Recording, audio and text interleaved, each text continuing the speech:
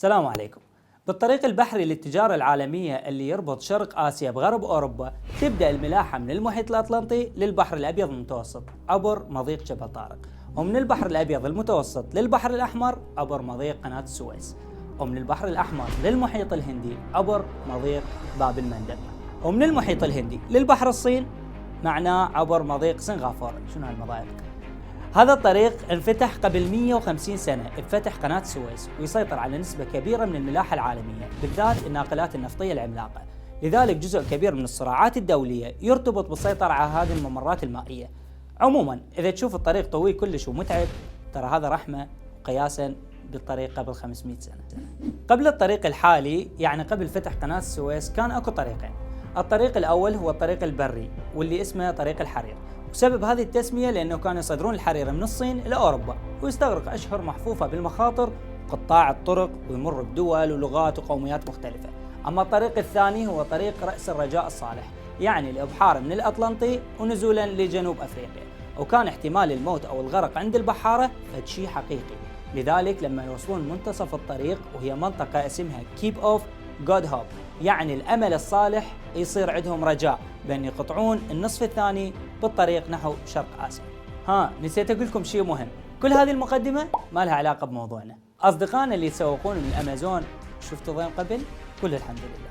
قبل 526 سنة اجى البحار الإيطالي كريستوف كولومبوس الملكة إسبانيا إيزابيلا الأولى، وقالها يا جلالة الملكة، أنتم بإسبانيا عندكم تجارة مهمة مع الهند، وهي تجارة البهارات، وبما أن الأرض كروية فاني أقدر أبحر باتجاه الغرب حتى أفتر وأوصل للشرق.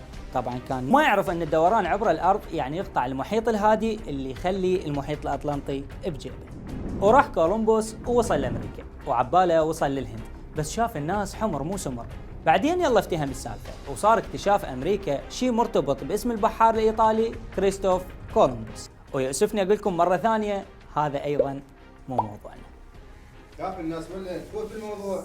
يلا راح أدخل بالموضوع. الموضوع كولومبوس لما رجع لإسبانيا صار له استقبال أحر من بهارات الهند، واكتسب سمعة كلش كبيرة. وبليلة من الليالي كان كولومبوس حاضر بإحدى الحفلات بين مجموعة من النبلاء والقادة، فقالوا من باب الغيرة والحسد، سيد كريستوف، ترى اللي سويته مو فد شي صعب، ممكن أي بحار صغير بالمستقبل يتجه للغرب ويوصل لنفس النقطة اللي وصلت لها، ليش بعد مكبرين الموضوع؟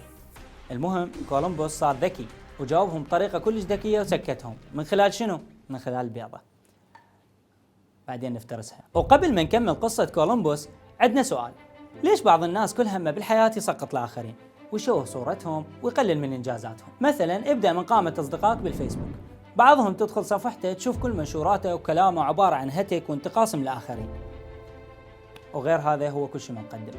وبعض الناس ما شايفة فضائيات طول عمرها، ولما يفتح فضائية يفتحها من الصبح لليل حتى يطعن بالكفاءات والعلماء.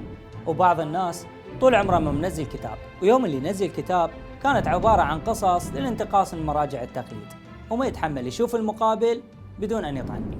قول للرسول صلى الله عليه وآله يقول: حسب ابن آدم من الإثم أن يرتاع في عرض أخيه المسلم. أكو قصة معبرة جدا صارت ويا الشيخ مرتضى الأنصاري، خلينا نروح مشوار ونكمل هناك.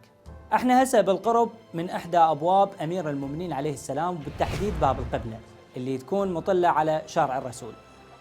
هذا قبر الشيخ مرتضى الأنصاري، والكلام عنه كلش طويل، تقدرون تكتبون بالجوجل الشيخ مرتضى الأنصاري وتستفيدون منه، لأن لقطات حياته غاية بالروعة. تدرون هذا الطالب الفقير اللي دخل النجف قبل 158 سنة شو يسموه هسه بالحوزة؟ سموه الشيخ الأعظم، لأن آراء العلمية من أهم الموارد التدريسية في الحوزة. أيام شبابه سئلوا والدته شنو سر هاي الروحية العالية والذكاء الحاد عند الشيخ مرتضى؟ قالت أنا مو متعجبة من هذا، لأن من يوم ولادته لحد ما فطمته من الرضاعة ولا مرة أرضعته إلا وأنا على وضوء. الشيخ كان بيوم من الأيام يدخل من هذا الباب ويروح يوقف تحت قبة أمير المؤمنين عليه السلام ويقرأ زيارة جامعة موجودة بمفاتيح الجنان.